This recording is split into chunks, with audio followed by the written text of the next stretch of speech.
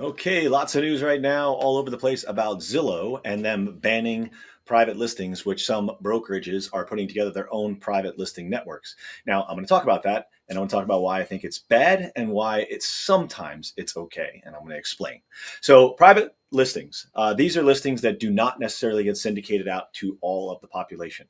In other words, a broker puts them online, holds them within their organization, and then sometimes it's good, right? If it's let's say a celebrity client, they don't want to have that information out there, and the broker happens to have a whole lot of listings and buyers for those types of properties. That might work out if you want privacy, but I can tell you right now, going to the market is always going to get you more money. It's just the way it works. And the real reason why brokers would do this, they may call it customer service and client service and privacy and stuff like that, but it's for them to make both ends of the commission. That's what the end of the day is. They're making money on both sides of the deal without exposing it to the population of realtors in the market. So why? Because if they bring a co-broker or a cooperated listing, the other broker makes the money, not the broker who's listing it. And they want to keep it all from themselves, AKA commission breath. So I am a believer that going to market, and statistically it's proven, Zillow has a bunch of stuff out there. And I know everyone hates Zillow from the realtor side. Look, Zillow's got the population because our MLSs are ugly. No one wants to look at the listings. So if you're syndicating it out, put it out so that your seller, who we're representing, is getting the best offers, right? That's what our job is, to market their homes and get them the highest price.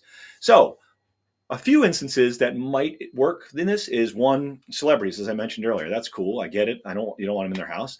The home isn't ready yet, right? So you're kind of testing the market. That might work. Or if you're pricing it kind of discreetly to test the price. Now, I kind of have adversity to this one because we're experts, right? If you don't know the price, don't put it out to the market. It's really that simple. So if that's your reason for selling it to somebody, don't. And the truth is, most agents won't tell you this, that Bright MLS put out a survey, and it showed that homes that went on private listing networks, meaning that only the brokers, agents saw it, one broker, I'm not going to say any names, one broker's agent saw it, they make 13 to 16% less on average, meaning the dollars that they make are 13 to 16% less. That's a crazy number to have something held privately.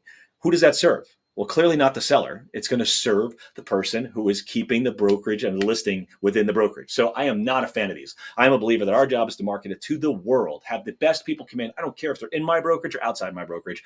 Bring the best deal for my client, because my fiduciary duty and my honor is for them, no one else. So why? Visibility brings pricing. If you put something up and you go in your private friend group and say, hey, I'm selling this coffee maker, and you put it up and your friends go, hey, can I give you $20 for it? Do you ever feel like you got the top dollar for it? When you see a home that says for sale by owner, do you ever go, wow, that guy's going to get top dollar? No, you think immediately, I'm going to lowball the person because they're paying less in commission.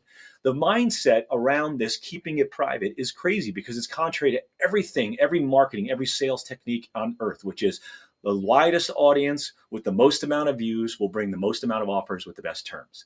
It's really that simple. So here's my take, my final wrap up on these private listing networks. And they're going to be coming out, and salespeople are going to tell you all the wonderful things about them. It is a tool. It's not a strategy, right? So get that through your head. It's a tool, not a strategy. Use them with clear purpose, short timelines. This is not, I'm going to list it on there for 6 months. That's ridiculous.